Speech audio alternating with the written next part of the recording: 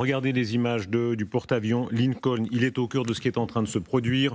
Le président Trump va prendre la parole de manière imminente. Déclaration dans une interview à NBC il y a quelques instants. Le guide suprême iranien Khamenei doit-il s'inquiéter? Réponse du président Trump, je dirais qu'il devrait vraiment s'inquiéter, oui. Et à l'heure où nous parlons, les négociations semblent échouer, ce qui veut dire que les armes pourraient parler d'un instant à l'autre. Vous nous avez rejoints. Xavier Titelman, merci beaucoup. Et vous, général Michel Yakovlev, merci beaucoup à vous aussi. Première réaction sur cet enchaînement où on comprend que les Iraniens, semble-t-il, auraient dit « oui, on veut bien négocier, discuter du nucléaire, mais pas des missiles ». Et ça, pour les Américains, c'est inacceptable. Mais les Iraniens, de toute façon, ne le céderont sur aucun des 3 points d'exigence américains. C'est-à-dire ils ne renonceront pas au nucléaire parce qu'ils considèrent une garantie. Et d'ailleurs, dans notre storytelling, dans notre narratif, le nucléaire est notre garantie absolue. Donc l'Iran le veut aussi. Les missiles balistiques, ça va nécessairement avec le nucléaire et c'est leur seule façon de peser sur Israël. Et évidemment, les Houthis, le Hezbollah, tous ces groupes terroristes qu'ils ont tissés, qu'ils ont entretenus depuis des décennies, c'est leur moyen de pression, ce qu'on appelle les proxys. Donc sur aucun des 3 points, ils ne sont prêts à céder. Et dès le début, en fait, c'était déjà une négociation qu'on savait qu'ils ne céderaient pas. Est-ce qu'on peut considérer maintenant que le dispositif américain est prêt? Tout au long des prochaines minutes, on verra ce qui a afflué, c'est-à-dire il y a des avions qui viennent de toutes les bases américaines, non seulement au Proche-Orient, mais même en Europe. Xavier, est-ce qu'on peut considérer qu'à l'heure où nous parlons, les Américains techniquement sont prêts à frapper? Bon, j'en sais rien, et si je le savais, je ne pourrais pas le dire. Mais les Américains, ils ont aussi cette mentalité qu'ils ne sont jamais assez prêts. Donc, il n'y en a jamais assez, il nous en faut plus, etc. Ceci dit, bon, il y a un moment où ils peuvent y aller. Mais les frappes, je l'ai dit la semaine dernière, je sais pas, j'y crois pas, je la sens pas. Je sais pas ce qu'ils peuvent arriver à faire avec ces frappes. Et la semaine dernière, avec vous, je crois, je disais la négociation, pour la même raison que M. Titelman, je vois pas ce qu'il y a à négocier. Ni l'un ni l'autre. Et les Iraniens, ils font comme Poutine, en fait. Ils font semblant, et puis ils disent on est prêt à négocier, c'est juste que ça c'est non négociable. Bah, c'est comme Poutine. Alors Trump l'accepte de Poutine et il ne l'accepte pas des Iraniens. C'est pas le premier paradoxe, hein, mais voilà, il n'y a rien à négocier. L'événement, évidemment, c'est la première confrontation directe. Rappelons et détaillons vraiment ce qui s'est passé avec vous. Un drone Shahed s'est approché de façon agressive, disent les Américains, du porte-avions USS Lincoln. Et la chasse américaine, les F-35 américains ont engagé le combat contre le drone iranien. Décrivez-nous très exactement, s'il vous plaît, Xavier Titelman, ce qui a pu se passer à ce moment-là, c'est-à-dire les minutes ou peut-être les secondes où le drone s'approche du Lincoln et le Lincoln réagit. Alors, déjà, Shahed, c'est une gamme de drones. Quand on parle, nous, des Shahed, on entend souvent les drones kamikazes que les Russes utilisent par milliers. Et donc là, on n'est pas sur un drone kamikaze, c'est un drone d'observation qui s'appelle le Shahed 129 ou le 139 dans sa grosse version. Le simple objectif, c'est de se rapprocher, de prendre du renseignement. C'est un drone qui peut voler pendant des dizaines d'heures et s'éloigner de plusieurs centaines de kilomètres pour prendre des renseignements, filmer, ou alors avoir des pods, par exemple un pod pour capter les radios, ou alors potentiellement il est capable aussi de lancer un certain nombre de petites bombes planantes ou de tout petits missiles qui ne vont pas mettre en danger évidemment cette flotte, mais dans tous les cas, ça veut dire que là, si on lance un tout petit missile sur un de ces avions, là c'est tout de suite strike. On ne peut pas taper la flotte, mais ces petites capacités militaires qui sont sur ces petits drones ont quand même la possibilité d'endommager gravement des appareils. On a beaucoup d'autres précisions qui arrivent. On sait maintenant, parce que c'était pas encore clair ces dernières heures, que le F-35 Marine qui est entré en action était basé sur le porte-avions. Donc il y a une seconde où il a décollé du pont du porte-avions pour agir. Alors en permanence, il y a des flottilles qui sont en train de voler, c'est-à-dire que vous avez un avion radar qui s'appelle le E2C, le Hawkeye qui a une visibilité sur des centaines de kilomètres. La France en a également sur le porte-avions Charles de Gaulle. Et vous avez aussi des patrouilles, et donc l'avion qu'on voit à l'écran, c'est un F-35 qui est l'avion qui a intercepté ce missile. Puisque c'est un F-35 naval, la version F-35C, il était nécessairement issu du porte-avions, on ne pouvait pas décoller du sol, il appartient à la marine américaine. Ouais, juste pour dire que les Américains, c'est bizarre comme ils sont chatouilleux avec les drones. Ils savent exactement quel modèle c'était. Je suppose que s'il avait été armé, en plus, il l'aurait dit. Donc c'était un drone d'observation. C'est parfaitement légal, même quand on est iranien, de faire voler un drone d'observation, pour la même raison que c'est parfaitement légal pour les Américains de voler dans l'espace aérien international, et ils s'en privent pas. Quand il y a eu un drone américain abîmé et donc détruit par un chasseur russe en mer Noire, les Américains ont fait du very strong protest, ils s'en étouffaient en disant mais comment pouvez-vous, on est dans un espace aérien international et on fait de l'observation. Donc ce que vous faites est parfaitement... Mais là, ils font la même chose. Donc, bon, faut bien comprendre que ce drone, il avait le droit d'être là. Alors, je trouve que c'est un peu dommage pour eux, mais que les Américains décrètent qu'il n'aura pas le droit de voler à côté d'eux, c'est illégal. Et ça ne me choque pas en soi. C'est juste parce qu'ils ont absolument une autre réaction quand c'est un des leurs qui vole. Vous voyez, un Predator, si un Russe va chouiner un Predator, alors là, il proteste. Non, il faut choisir son camp. Soit on admet que les gens volent et observent, soit on n'admet pas. Il y a une volonté ce soir des Américains de monter le ton pour de bonnes ou mauvaises raisons, ça chacun est libre de son appréciation. Le fait est, le président Trump est en train de s'exprimer à NBC, il dit « Le guide suprême iranien devrait être très inquiet actuellement ». Il dit aussi, et ça cela ressemble très directement soit à un prétexte, soit à une raison objective d'intervenir et de frapper à grande échelle, l'Iran a essayé d'ouvrir un nouveau site nucléaire ailleurs dans le pays. S'ils le font, nous leur ferons très mal. Cette deuxième déclaration, elle indique vraiment que les Américains tiennent leur raison de bombarder, peut-être avec des B-2 et peut-être avec des bombes pénétrantes. Mais ça, c'est certainement pas une nouvelle qui date d'il y a 24 heures. Là, c'est la justification de la future attaque, en ayant prétendu qu'ils avaient essayé de négocier en sachant qu'ils n'aboutiraient pas, et maintenant, ils ont leur raison. Ce qu'on a détruit, on a tout rasé, c'était un grand succès l'opération du mois de juin. Mais les méchants Iraniens, depuis le mois de juin, ils ont construit une nouvelle base. Faut qu'on aille la détruire, évidemment. Alors c'est pour ça que votre question tout à l'heure, est-ce qu'ils ont de quoi attaquer? Mais ça dépend ce qu'on veut faire. Je me permets quand même de signaler que vous ironisez l'un et l'autre sur les Américains, mais pour l'instant, il y a peut-être 30 000 morts. On verra tout à l'heure les images terrifiantes du régime qui écrase ces gens. Et je ne vois pas beaucoup d'autres avions autres que les Américains prêts à intervenir. Mais qui si d'autres? Les Américains étaient intervenus il y a 3 semaines pour sauver cette manifestation géante et qui aurait peut-être permis de faire tomber le gouvernement. Qui d'autre est intervenu? Personne n'est intervenu. Mais intervenir maintenant n'aboutira pas à un changement de régime par les Iraniens eux-mêmes. Si jamais ça aboutit maintenant, ce sera perçu comme une pression américaine, etc. Ce ne sera pas du tout le même résultat. Oui, surtout qu'en réalité, Trump il opère dans le sens du régime. Parce que sa ligne à lui, c'est que si le régime cède sur ces points importants, et donc le reste du monde est rassuré, eh bien, tout ira bien pour le régime. En d'autres termes, Trump va à l'encontre de la population iranienne. Effectivement, il aurait fait voler ses avions même sans bombarder. Il aurait volé au-dessus des manifestations il y a 2 ou 3 semaines. Voilà, ça aurait eu un autre effet. Donc, en réalité, Trump, il n'est pas là pour... ils sont mal placés pour nous faire la leçon vis-à-vis de la population iranienne. En fait. Expliquez-nous exactement le rôle des F-35. Arrêtons-nous vraiment à l'avion qui est entré en action. C'est la première confrontation directe, le premier engagement de la chasse américaine contre un aéronef iranien. Décrivez-nous, s'il vous plaît, Xavier Titelman, en quoi cet avion... Alors, je sais que vous êtes un fan absolu du Rafale, donc c'est jamais aussi bien qu'un Rafale. Ça, on peut liquider cette question-là. Mais mis à part ça, les capacités de cet avion... Qui est en train, n'est-ce pas, d'avoir un certain nombre de...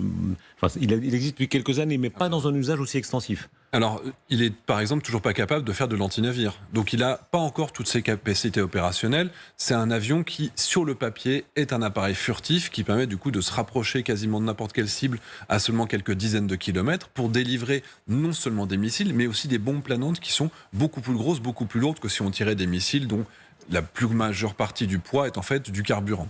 Donc cet avion, il sait faire de la supériorité aérienne, donc il sait intercepter un ennemi soit au canon, soit en lançant des missiles. C'est a priori ce qui s'est déroulé contre ce drone iranien. Soit il est capable de faire du bombardement. Évidemment, il a une collaboration, il sait faire de la guerre électronique, il sait éteindre les radars à distance, notamment les radars iraniens et russes grâce aux Ukrainiens, parce que les Ukrainiens ont récupéré beaucoup de pods de brouillage et de radars russes, et donc ça a été rétro-analysé, et donc il faut comprendre que l'intégralité de la flotte des pays, la France, etc., on est tous devenus meilleurs grâce à ce que les Ukrainiens ont pu faire. Et donc là, typiquement, ils se rapprochent d'un radar, ils peuvent l'éteindre à distance, simplement en le saturant. Ça, c'est ce qu'on appelle la guerre électronique. Il y a actuellement une convergence de forces très impressionnante. Vous qui avez eu les plus hautes fonctions au sein de l'OTAN, général Yakovlev, il y a des avions, des appareils de toutes sortes qui sont en train d'arriver, des bases en Europe, de la base de Ramstein, de bases au Royaume-Uni, de bases même en Grèce, de bases en Turquie et à l'Euro-Proche-Orient. Là, c'est de partout, Arabie Saoudite, Jordanie, Qatar. Les Américains sont en train vraiment de développer un déploiement assez rare depuis des décennies. Oui, ça prouve d'abord qu'ils ont besoin de bases et que, avant d'insulter tout le monde, il faudrait mieux qu'ils regardent qui a des bases. On ne sait jamais. Vous voyez ce que je veux dire? Les avions qui viennent de Ramstein, c'est parce que les Allemands veulent bien. Hein.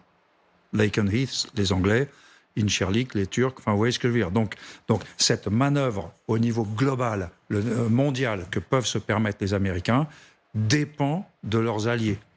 Elle est fondée sur le fait qu'ils ont des alliés. C'est pas du territoire souverain, le Qatar. Donc, en tout cas pas américain.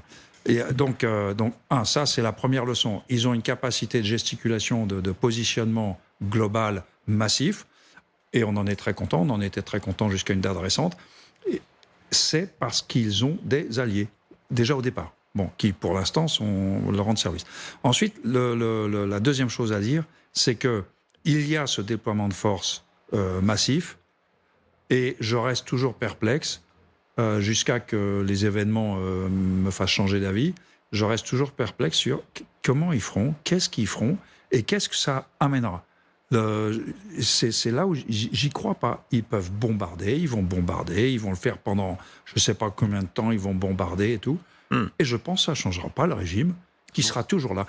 Et l'été dernier, quand ils ont fait cette frappe, j'étais avec vous, j'ai dit, ça, je ne sais pas si les Iraniens étaient prêts à lâcher leur programme nucléaire, mais maintenant je sais qu'ils ne le lâcheront jamais.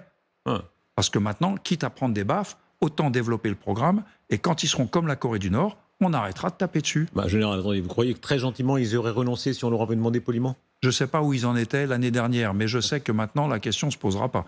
Sauf changement de régime, parce que la population iranienne... on a marre de c'est un autre sujet. Mais ce régime-là, sa survie dépend de Trump. C'est quand même un sacré paradoxe. Regardez les avions qui sont en train de converger vers la région. Le C-17 Globemaster, j'aimerais que vous disiez un mot de cela, s'il vous plaît, Xavier Titelman, puisque pendant les heures dernières, cet avion extrêmement massif qui transporte des quantités phénoménales, il y a plus de 100 rotations qui ont été enregistrées depuis les bases, comme le rappelle le général Yakovlev en Allemagne. Alors c'est un appareil de transport et de déploiement stratégique, c'est-à-dire qu'il est capable de déployer très très rapidement un ensemble de systèmes lourds, et surtout avec des pistes non préparées, donc plus ou moins dans le désert. Il est capable de faire des rotations sans avoir besoin de reprendre du carburant à destination. Donc c'est vraiment un appareil, c'est une sorte de... ça peut être aussi bien une bétaillère que du transport matériel comme on le voit ici.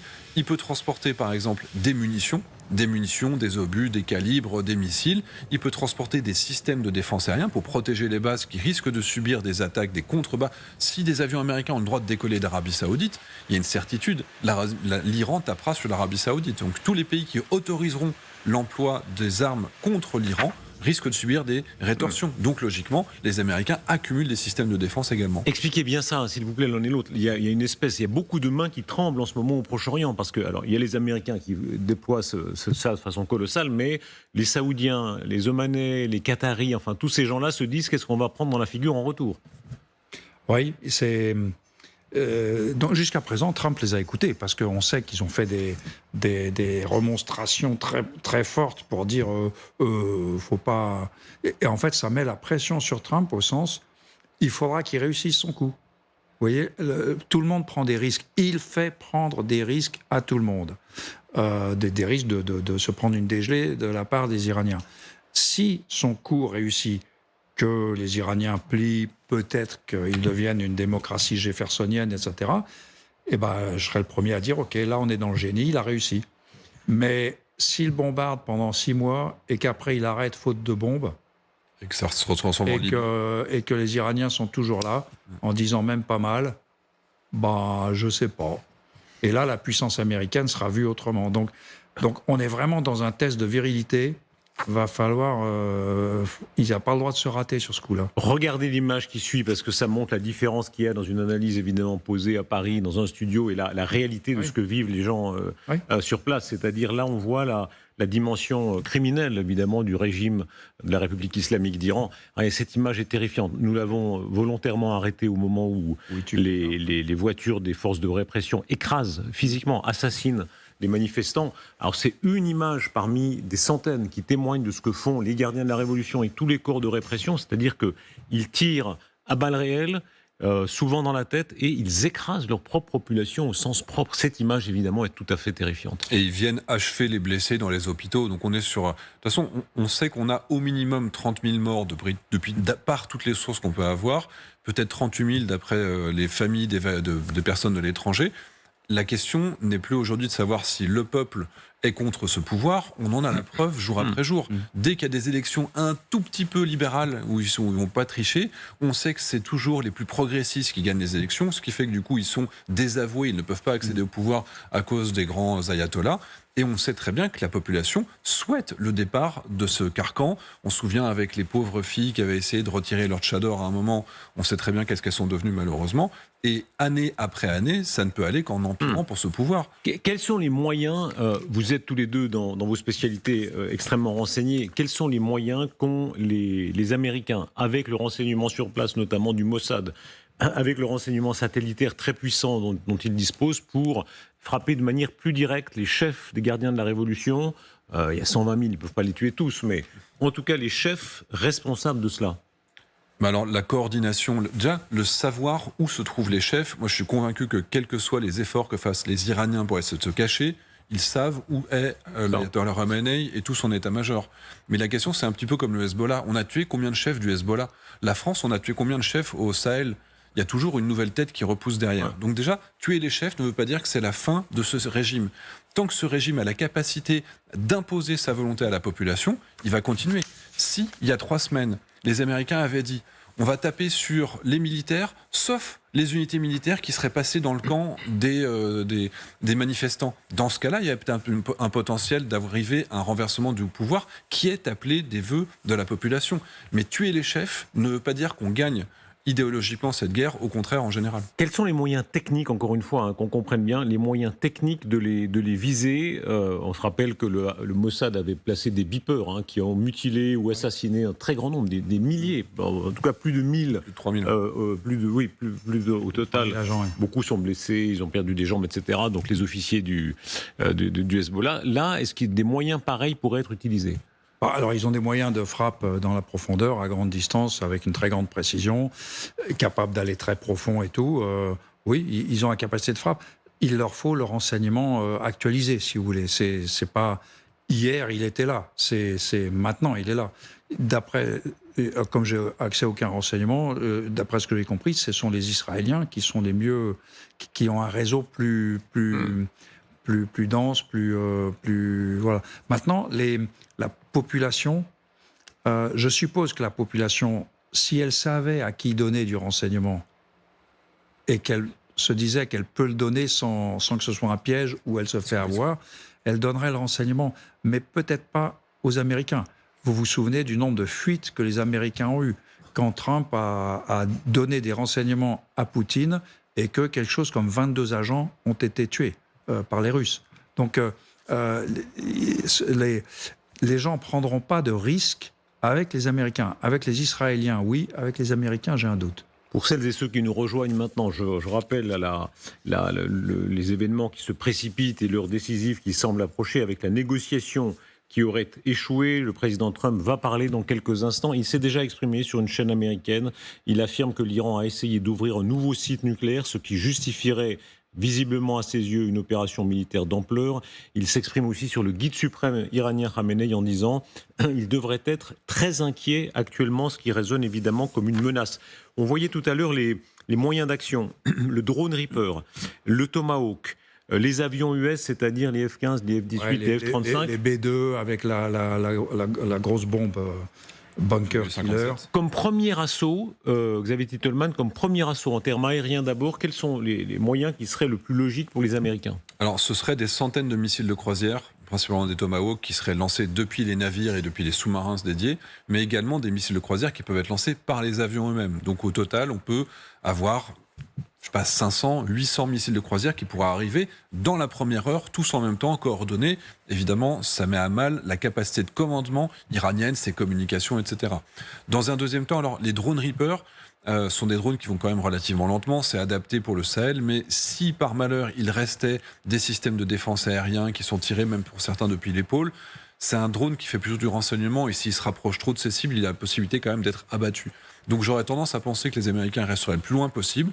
Et puis pour les sites les plus durcis, là dans ce cas-là, effectivement, le général a raison, ce serait le B2 géant qui a sa capacité de lancer des bombes de 13 tonnes. Donc le premier assaut, très vraisemblablement, c'est pour détruire tout ce qui est anti-aérien, c'est ça ? Oui. Bah, c'est ce qu'ils font à chaque fois depuis. Avec la Libye, il y a eu 100 Tomahawk la première nuit.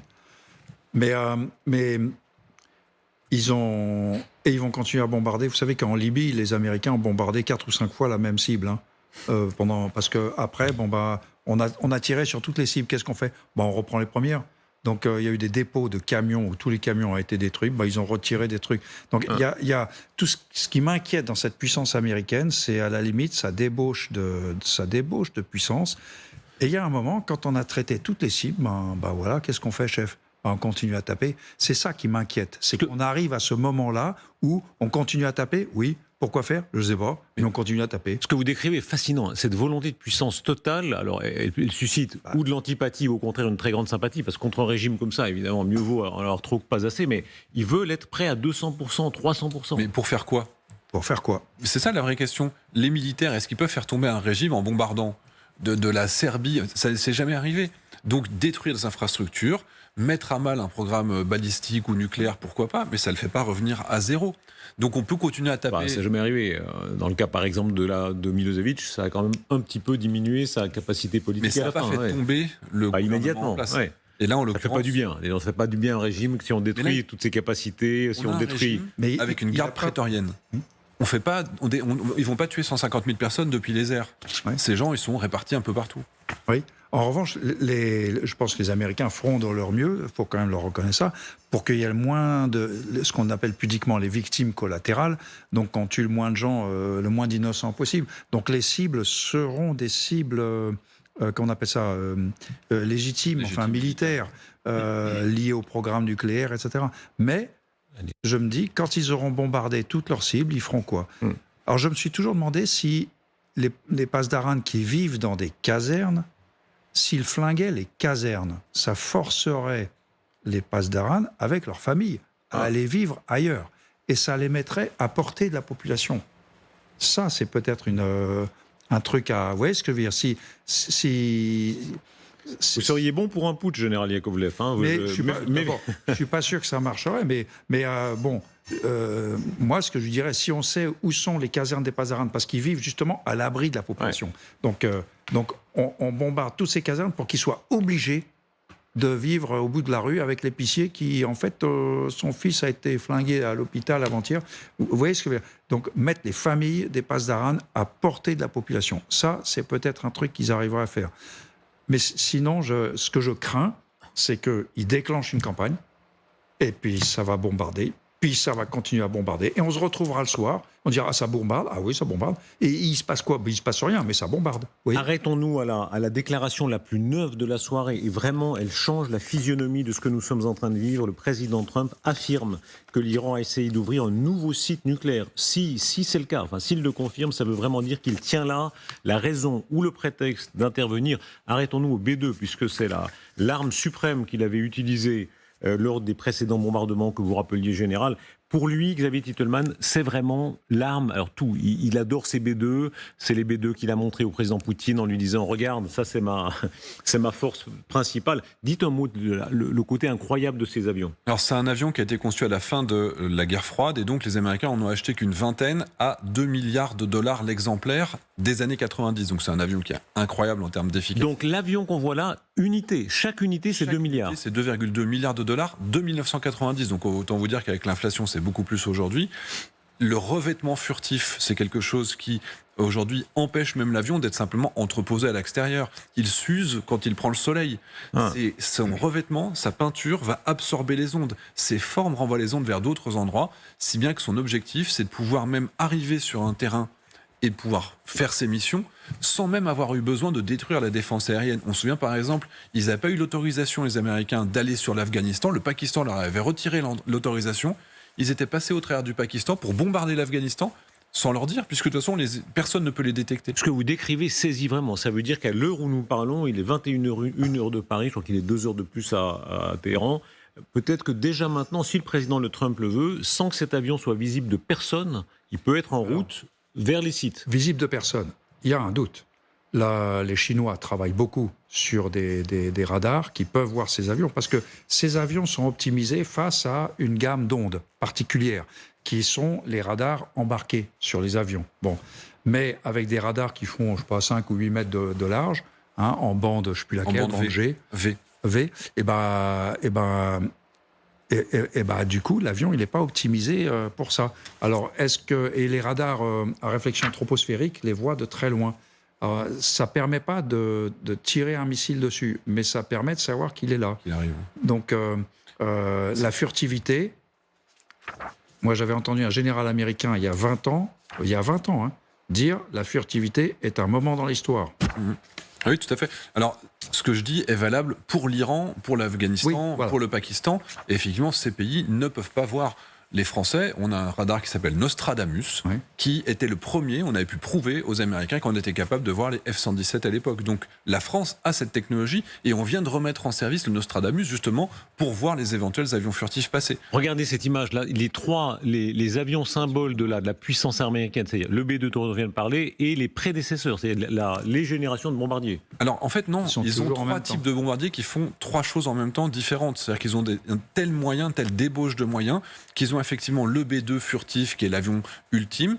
Ensuite, ils ont le B-1B lanceur qui est un bombardier qui peut voler en très très basse altitude, qui va faire du suivi de terrain, qui a des ailes qui vont changer de forme et qui va voler à plus de Mach 1, ce qui est inattendu pour un bombardier. Donc là, vous voyez, il est capable de larguer ses bombes. Chacune de ces bombes fait 13 tonnes juste par son poids en étant larguée d'une certaine altitude à 800 km/h. Elles vont s'enfoncer dans le sol de plusieurs dizaines de mètres pour détonner en profondeur et détruire quasiment tout. Et le troisième avion qu'on voyait, c'est le B-52 qui, extérieurement, c'est un avion de ligne, mais il ne peut rentrer sur le terrain qu'une fois que le ciel est déjà ouvert, c'est-à-dire qu'il n'y a plus aucune défense aérienne en face. Et là, il va être capable de lancer des dizaines et des dizaines de bombes. Chacune de ces bombes ayant la possibilité d'aller vers des cibles différentes. On passe au-dessus d'une usine, on a la certitude qu'une trentaine de bâtiments vont tous être détruits. Il est 21h04. Je rappelle les dernières informations. Le président Trump dit qu'il tient l'information selon laquelle les Iraniens auraient préparé un nouveau site nucléaire, ce qui serait une raison objective pour lui d'un éventuel bombardement.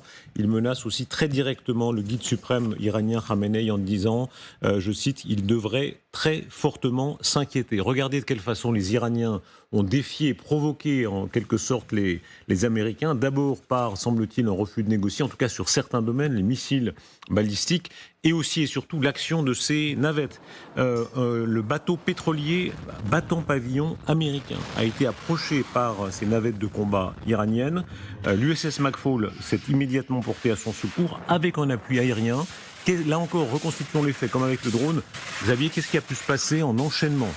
Alors, ces petites vedettes ont une capacité, comme on le voit, de lancer des petites roquettes, donc c'est quand même de la petite intensité, mais néanmoins, ils représentent une menace pour un bateau civil qui passerait dans la zone. On le voit tous les jours avec les bateaux somaliens, les bateaux qui se font attaquer au large de la Somalie. Donc, le fait de s'approcher pour faire des contrôles, a priori, une marine, dans ses eaux territoriales ou dans sa zone économique exclusive, il y a un libre passage, mais néanmoins, ils peuvent venir faire du contrôle, les Iraniens. La question, c'est est-ce qu'ils sont armés ? Est-ce qu'ils représentent une menace ? Est-ce qu'ils ont une attitude agressive ? Auquel cas, la défense de leurs moyens, tout comme les Russes protègent leur flotte fantôme tout en prétendant que c'est pas à eux, les Américains vont aller se mettre à la portée opérationnelle de leurs bateaux pour pouvoir éventuellement détruire ces petits navires. Décrivez-nous, parce que ça a l'air semi-artisanal. On a l'impression qu'on a fiché des roquettes, des lance-roquettes sur des bateaux, sur des hors-bords, quoi. Oui, mais c'est très efficace. Quand vous regardez ce que les Ukrainiens ont fait pour gagner la guerre, la bataille de la mer Noire, ils ont mis des sortes de lance-roquettes et des systèmes anti-aériens sur des jet skis. Ouais, il y a des missiles qui sont guidés, donc avec une visée stabilisée, etc. Donc c'est pas. Et ces missiles, même s'ils sont pas très puissants, dans un pétrolier, bon, ça fait pas grand-chose. Mais dans un bâtiment gris, un bâtiment militaire, avec la densité ce sont des petits bateaux en réalité, avec de l'électronique partout, de l'explosif de tous les côtés, etc. Si un bateau s'en prend 1, 2 ou 3, il a quand même un problème. Au minimum, il rentre au port. Et les Iraniens en ont beaucoup. Et moi, j'attends de voir leurs drones. Je pense qu'ils ont des drones navals qu'ils n'ont pas montrés. Et puis, on verra après. Vous pensez, qu'ils ont de la réserve, c'est-à-dire pour eux, évidemment, affronter les États-Unis d'Amérique, c'est la mère des batailles, qu'ils ont pu mettre de côté un certain nombre de réserves? Je pense. Alors, ils n'iront pas chercher le porte-avions qui est à 400 km, etc. Mais dans les eaux resserrées et pas loin de leur côte très compliquée, enfin bref, où on peut se cacher, etc., ils ont les moyens d'attaquer des bateaux civils, de faire... Après tout, entre 80 et 88, il y a eu une guerre entre les Irakiens et les Iraniens, où ils ont cherché à viser des bateaux les uns des autres. Ça a beaucoup gêné les gens. Et puis il y aura les mines aussi. Les Iraniens sont très bons dans les mines, et je pense qu'ils vont recommencer à miner. Il serait étonnant qu'ils ne s'inspirent pas des réussites ukrainiennes qui coûtent pas cher et qui sont efficaces. Donc logiquement, tous les pays du monde, Taïwan, l'Iran, etc., vont s'inspirer de cette réussite ukrainienne dans la mer Noire. Donc l'USS McFaul, qui est un destroyer américain, s'est rendu à porter secours aux pétroliers portant pavillon américain. Ils ont quand même réagi très rapidement. Voilà, ça c'est l'USS McFaul. Donc c'est un destroyer. Les Américains visiblement sont, et on les comprend, assez nerveux, disons, dans cette région. On se doute bien que, je ne sais pas s'ils cherchent un prétexte, mais en tout cas, ils font en sorte de garantir une sécurité totale à tous les biens américains qui peuvent traverser la zone, que ce soit un navire ou les bases au sol qui sont en train d'évacuer. Par exemple, les bases qui sont à portée de missiles balistiques courte portée iraniens au Qatar sont aujourd'hui totalement évacuées, ce qui est un préalable à une action américaine. Donc là, c'est logique que les moyens américains qui sont dans la zone soient capables d'aller porter assistance ou en tout cas de surveiller l'intégrité de leurs navires nationaux. Qu'est-ce qui est en train de se passer? Il y a une espèce de chantage colossal à une échelle, il faut dire ce qui est. Depuis 1979, ce régime iranien survit. Il a défié les Américains plusieurs fois. Il a pris en otage des diplomates américains. On vit là un moment où... Il a pris en otage des Français, des innocents. Enfin, c'est leur il fait couler le sang français. Oui. Et des attentats sur notre sol également, bien sûr. Oui. Et les attentats du Drakkar, c'était un proxy de l'Iran, où là aussi le Hezbollah, armé par l'Iran, avait assassiné plusieurs dizaines de Français. Soyons clairs, et personne ne regretterait le régime iranien, ni les Iraniens, ni les voisins, ni l'Égypte qui est bloquée dans le canal de Suez. Il n'y a personne qui ne les regrettera. Poutine éventuellement. Et les Chinois. Il faut rappeler que les Chinois ont puissamment aidé l'Iran, et même pour la répression. Il y a des moyens dont les Chinois sont responsables. Je suis moins convaincu pour les Chinois. Les Chinois, ils n'aiment pas le foutoir. Et donc, je suis pas... Ils ne doivent rien aux Iraniens. Donc, à la limite, pour eux, que le régime... Je suis moins convaincu que les Chinois... Général, pourquoi vos réserves? Ça a été beaucoup discuté, même. Vous avez eu cette formule incroyable. Vous disiez, je vous cite, il y a beaucoup d'autres régimes qui puent des pieds. C'est la formule que vous utilisiez pour dire, bon, on peut intervenir contre l'Iran, mais à ce compte-là, il y a beaucoup d'autres régimes. On sent que vous êtes méfiant devant l'intervention américaine. Pourquoi? Oui, je suis méfiant parce que sauf quand les Américains m'auront expliqué le contraire, je ne vois pas l'emploi de la force atteindre un objectif politique désirable. Voilà. C'est immoral, c'est Napoléon qui l'a dit, de faire une guerre sans raison. Ce que je crains, c'est la guerre pour faire la guerre. Parce que je me suis retrouvé, je m'appelle Trump, et à force de faire le matamor, je me suis mis dans une canule face aux Iraniens, et maintenant, je suis obligé de taper pour m'en sortir. Et en espérant que ça marche. C'est ce que je crains, c'est qu'ils soient dans une stratégie fondée sur l'espoir, et non un espoir de réussite, un miracle, je sais pas, il se passera peut-être quelque chose. Si ça se passe bien, j'en serai le premier ravi, et avec Xavier Titelman, on n'est pas amoureux du régime iranien, mais je ne sais pas, je la sens pas. Voilà. Mais la chance que ça aboutisse à devenir une Libye numéro 3 au carré avec beaucoup plus de population ou un Irak avec l'État islamique n'est pas nulle. Oui. Et si on n'a pas des gages clairs, d'objectifs clairs, avec un objectif clair et un plan établi, ce qui ne ressemble pas à l'habitude de Trump, d'avoir des plans complexes sur le long terme, une vision stratégique globale. Disons les choses. Est-ce qu'il y a en France une petite tradition philo-iranienne où on sent... Parce qu'il faut quand même frapper, vous êtes tous les deux... Pas nous. Vous êtes tous les deux, quand on parle de la Russie, vous êtes des grands défenseurs de l'Ukraine, très offensifs, il faut y aller, il faut frapper, etc. Et là, tout à coup, il s'agit de l'Iran, qui est le régime d'ailleurs qui arme la Russie contre l'Ukraine, qui est un régime d'épouvante, disons les choses. Et là, vous dites, oh là là, pourquoi? C'est dangereux, on verra ce qui se passe après, vous êtes sûr? Vous avez l'air très hésitant. Mais parce que... Il faut le faire bien. Parce que, fondamentalement, je crois que l'Amérique est le pion central du monde libre. Voilà. Même si Trump ne s'en rend pas compte. Et donc, si l'Amérique fait quelque chose qui l'amène à l'échec, comme 2003 en Irak, vous voyez ce que je veux dire, une démonstration que c'était pas ce qu'il fallait faire, eh ben, c'est pas bon pour nous tous. C'est pas bon pour l'Amérique, c'est pas bon pour la réputation de l'Amérique, c'est pas bon pour la stratégie à long terme de l'Amérique. À l'époque, elle mentait. Pour l'Irak, elle a menti. Les Américains ont menti. Oui. Là, il n'y a pas de mensonge. C'est peut-être une erreur de le faire, mais il n'y a pas de mensonge en tout cas. C'est vrai. Non, c'est vrai. Mais la légitimité d'une intervention, si l'objectif affiché, clair, qu'on se met tous d'accord, ils veulent faire tomber le régime des mollahs, très bien. À ce moment-là, est-ce qu'il y a une opposition qui est prête? Est-ce qu'il y a des opposants qui sont aujourd'hui prêts, comme les résistants de 1944 pour débarquement, qui sont prêts à agir et à aider? S'il y a tout un plan qui nous est inconnu, et j'espère, à ce moment-là, mais oui, mais 1000 fois oui. Et encore une fois, la légitimité du régime iranien qui s'impose et qui est une dictature fasciste depuis des décennies, on sera très content qu'elle disparaisse.